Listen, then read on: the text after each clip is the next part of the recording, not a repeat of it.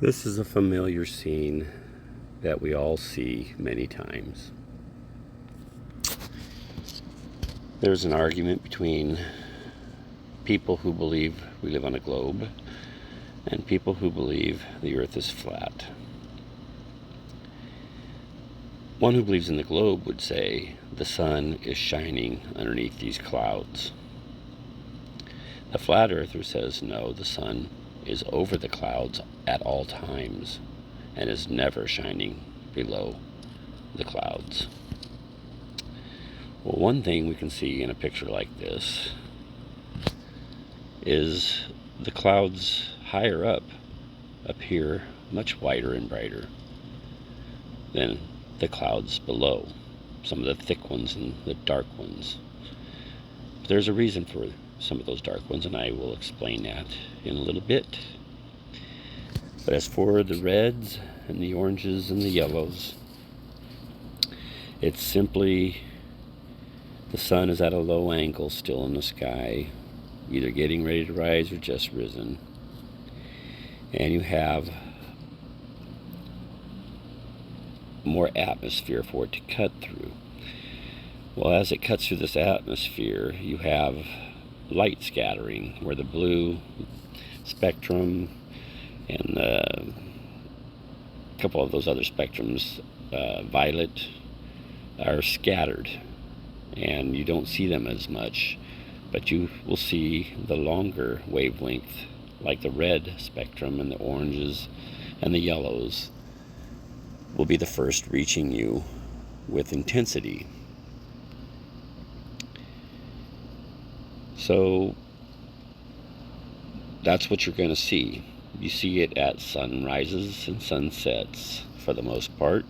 You don't really see it directly overhead, which also kind of tells you it can't be the sun shining under the clouds. First of all, if it was the sun shining under the clouds, they would be lit brightly, more whitish, right? Because that's what sunlight does when it has a direct line to something. It lights it up. This is different. This is red. It's called Rayleigh scattering. This is the name they've given it. But anyhow, I'm going to show you a few things that will show you why you have dark parts of clouds, red parts of clouds, and the bright shiny ones on top. I'm going to do a little demonstration using this little flashlight and some cotton balls. Here's a cotton ball sitting on top of the light. As you can see, the side that's closest to the light, which is more whitish, is because it's lit up and the light is penetrating.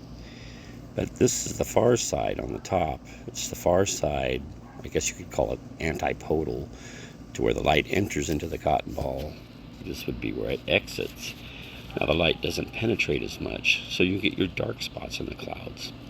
And that's what you will see when you have those nice, beautiful sunrises and sunsets. You'll see reds and oranges and yellows and some dark parts of the clouds, but it's always the part that's antipodal to where the direct light from the sun is shining into the cloud.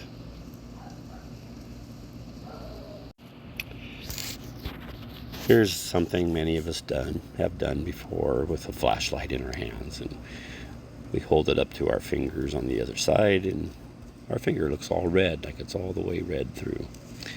It's the same thing. It's just the red spectrum going through the hand the most, going through the fingers. You see yellows and oranges. This is just with my fingers and a flashlight.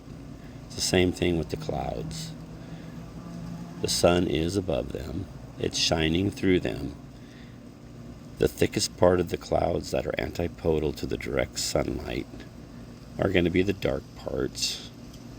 The thinner parts of the clouds will be more reddish, like you can see on my fingers. There's redder parts and darker parts. It's the same thing with the clouds.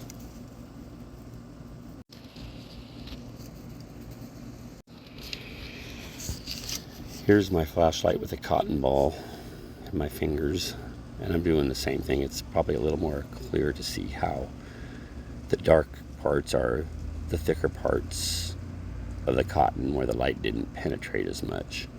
And here's another little quick demonstration with my hand and the light shining through my hand. Same thing with the clouds. This is exactly the same stuff, only it's my hand and cotton balls instead of clouds. Here the sun is getting ready to rise over the Sierra Nevada mountains, and look where you see the dark parts on these clouds. It'll be on the part of the cloud that would be antipodal to where the sunlight is directly in line with the sun coming towards these clouds. It's the same every day when you see this. When you see the sun rising, this is what it will look like, and if it was setting in this picture, that's what it would look like. The dark part's always going to be facing you when you're between the clouds, or when the clouds are between you and the sun. This is a little bit later in the day. It's probably at least an hour after sunrise. Now you have a more direct whitish light because the sun has a higher angle and it goes through less atmosphere. But look where the dark parts of the clouds are again. It's the same as what I was saying a minute ago. The part where it's dark will be the backside of the cloud, antipodal to where the sun has a direct line of entry into the cloud.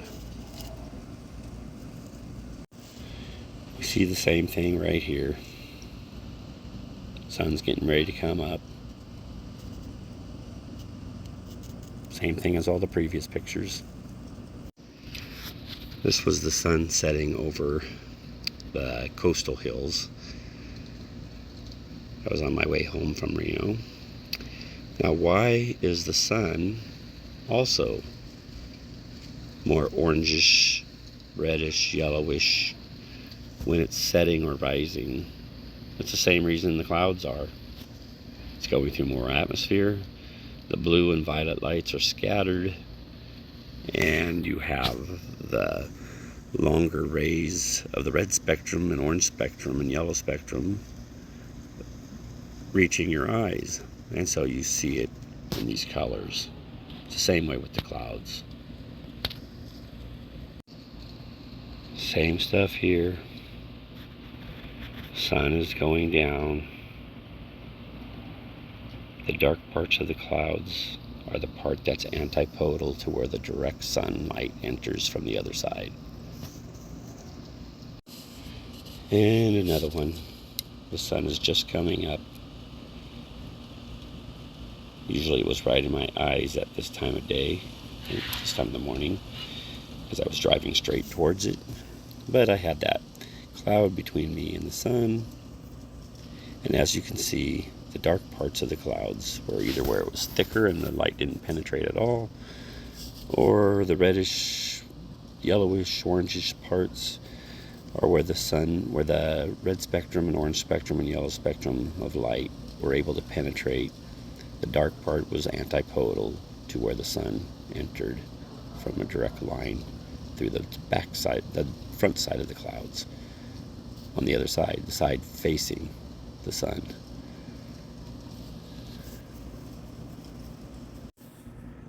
More of the same. The point of all of this is the sun is never shining under the clouds. It's always above the clouds. The earth is flat. And the explanations for these things are so simple. And once again, if the light of the sun had direct angle under those clouds, they would be lit bright white.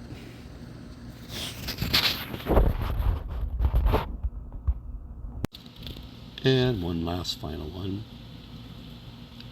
Sun was just getting ready to come up, or just barely up. I can't quite tell from this picture. But this was my driving route on the way to work. consistently for a while there when the sun was directly in line with the highway. And once again, you see it's the top sides of the clouds that are facing the sun, that have a direct line with the sun, that are lit. The dark parts are where the sun couldn't penetrate through the cloud and are antipodal to where the sunlight enters the cloud.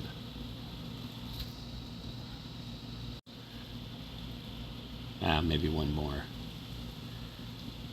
Same thing, same thing. The earth is flat. And none of the